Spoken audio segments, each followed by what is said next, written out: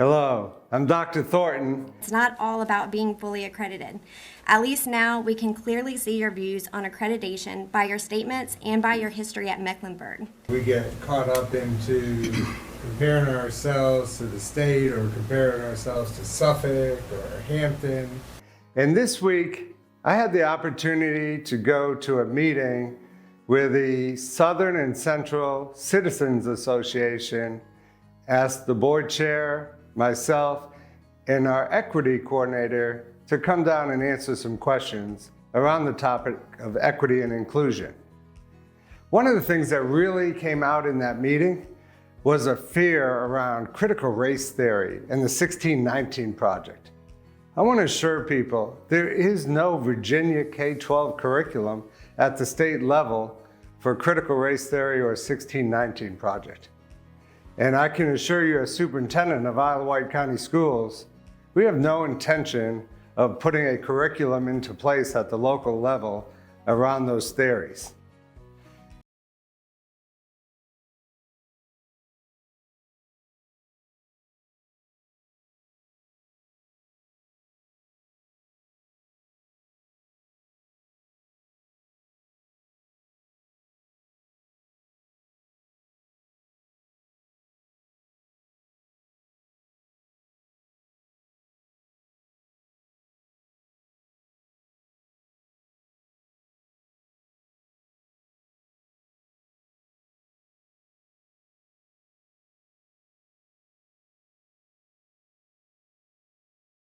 I want you to think about a window and a mirror when we talk about curriculum for Isle of Wight County.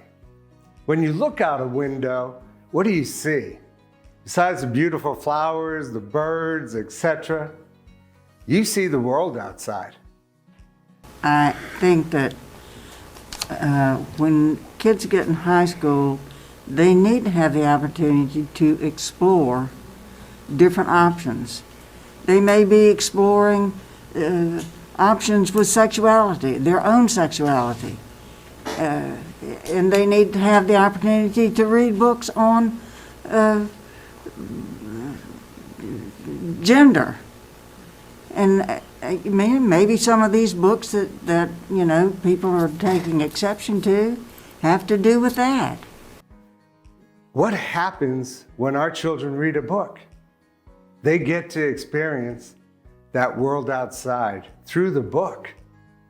These books promote drug use, group sex, gang violence, racial stereotypes, and an anti-cop sentiment.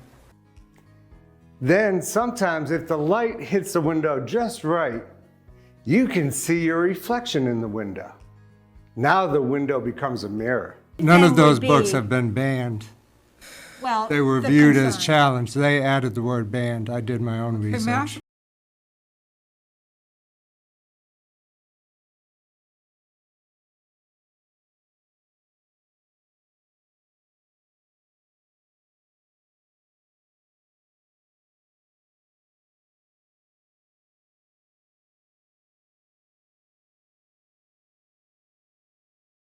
And you can see yourself. So the question we ask ourselves in our curriculum is, can all students see themselves in the books they read? The book contains 89 F words in it. It says it 89 times, along with a lot of B, S, and H. In the movie, they gave it a PG-13 rating, and they had to get special permission for that to be a PG-13. So this is something that we want to address in our curriculum. Our ARC reading series offers our students those windows and mirrors. I want to show you some of the books that we have been able to add at the elementary level. First, we have a book, Stella Lula's Runaway Book. This is a traditional book that we've seen in libraries back when I was in elementary school, and a lot of the families are white families.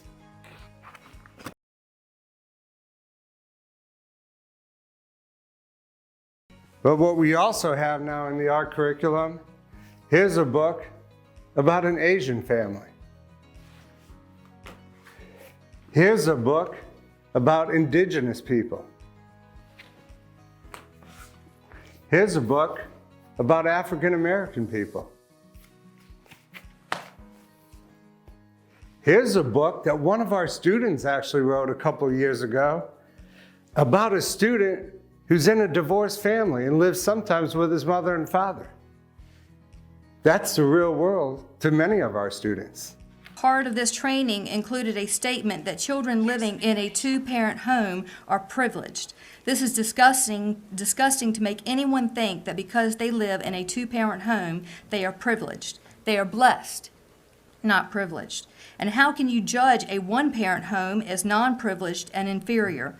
Here's a book that celebrates the children of the world and has all of our children in it. This is just one way that we are addressing diversity in our curriculum as we move forward.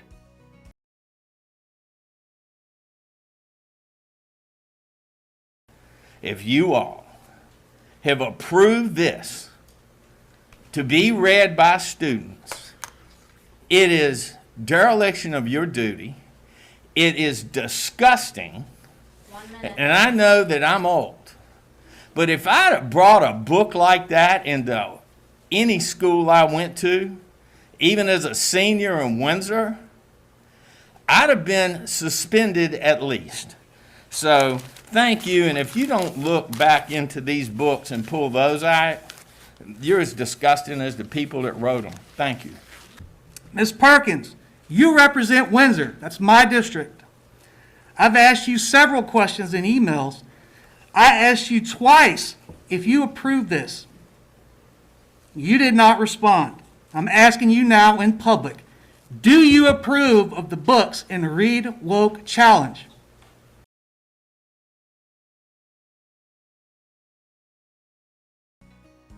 We want to be as transparent as we can as we move forward.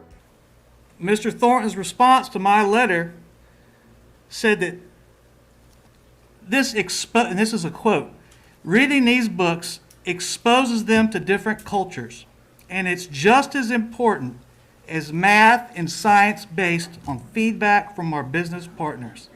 With our mission to make sure our school systems, our policies, our regulations are equitable and that we include all children.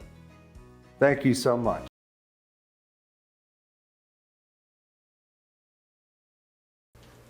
Ms. Carr, I asked you the same question twice via email. No response. At least Mr. Thornton has the gumption to respond. Do you approve of the Read Woke Challenge books?